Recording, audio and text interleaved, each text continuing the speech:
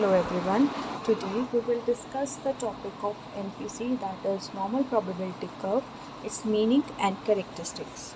NPC और normal probability curve को firstly Abraham डेमोवियर ने 1733 में डिस्कवर किया था. इसको गॉसियन डिस्ट्रीब्यूशन कर्व भी बोला जाता है.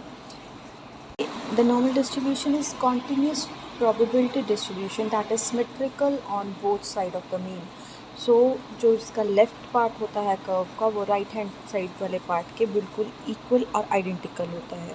नॉर्मल प्रोबेबिलिटी कर्व एक बेल शेप कर्व होती है जो normal probability distribution of continuous random variable को डिस्क्राइब करती है. Area under the normal distribution curve जो है वो प्रोबेबिलिटी के टर्म्स में अगर हम बात करें तो उसका टोटल एरिया 1 माना जाता है, बिकॉज ये हमें एक्सट्रीम्स और सेंटर एवरेज और एक्सट्रीम्स दोनों के बारे में बताती है. एक परफेक्ट नॉर्मल डिस्ट्रीब्यूशन का जो मेन मीडियन मोड है वो सेम होता है और वो पीक ऑफ द कर्व पे लाई करता है. नॉर्मल डिस्ट्रीब्यूशन को हम दो पैरामीटर्स में डिस्क्राइब करते हैं, मीन और वेरिएंस में.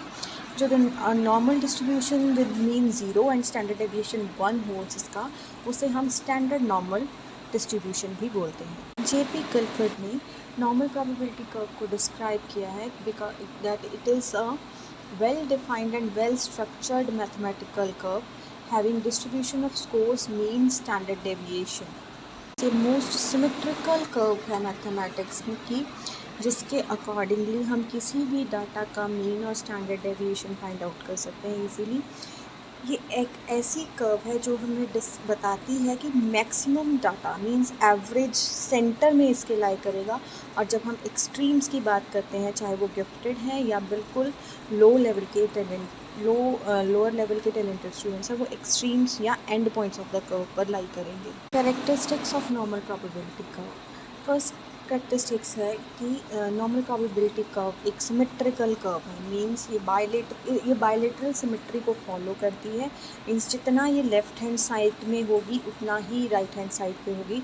अगर हम सेंटर से इसको फोल्ड करते हैं तो दोनों हाफ्स, लेफ़्ट हाफ और राइट हाफ जो है, एक दूसरे को मिरर इमेज करेंगे और इक्वल होंगे हर एस्पेक्ट में. नॉर्मल प्रोबेबिलिटी कर्व यूनिमोडल होती है. मींस इसका जो मोड है वो एक ही होता है और मीन मीडियन मोड इस कर्व का कोइंसाइड करता है. मतलब तीनों, अगर हमारे पास स्टैंडर्ड डिस्ट्रीब्यूशन हो, स्टैंडर्ड नॉर्मल डिस्ट्रीब्यूशन हो, तो mean median mode centre of the curve पर लाई करेगा और तीनों आपस में इक्वल भी होंगे. नॉर्मल प्रोबेबिलिटी कर्व जो है वो असिम्प्टोटिक नेचर की होती है. असिम्प्टोटिक मीन्स कि ये जब इसकी हाइट डिक्रीज़ होती है, हाइट लोअर की तरफ जाती है मिडल पॉइंट से, तो ये हॉरिजॉन्टल एक्सिस को टच नहीं होती है बट टेंड करती है.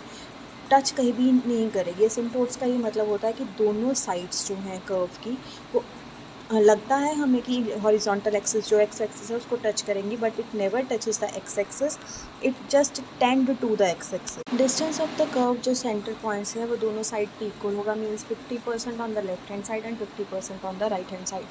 टोटल जो कर्व है इसको 6 बेसिक पार्ट्स में डिवाइड किया जाता है. +1 और -1 के अंडर इसका 68.26% पार्ट आता है. -2 और 2 के बीच में 95.44% पार्ट आता है और -3 और 3 के बीच में 99.74% part of the normal curve जो है अराइव होता है किसी भी डाटा का. जो हाइट ऑफ द कर्व है ये डिक्लाइन होती है सिमेट्रिकली, मींस इवनली लो की तरफ जाती है.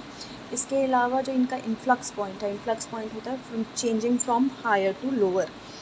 वो वाला पॉइंट जो है वो स्टैंडर्ड डेविएशन +-1 सिग्मा के ऊपर आता है. और जो मैक्सिमम हाइट है कर्व की नॉर्मल प्रोबेबिलिटी कर्व की, ये वाई ऑर्डिनेट पर अचीव होती है. नॉर्मल प्रोबेबिलिटी कर्व जो है एजुकेशन में इसका बहुत ज़्यादा यूज़ होता है.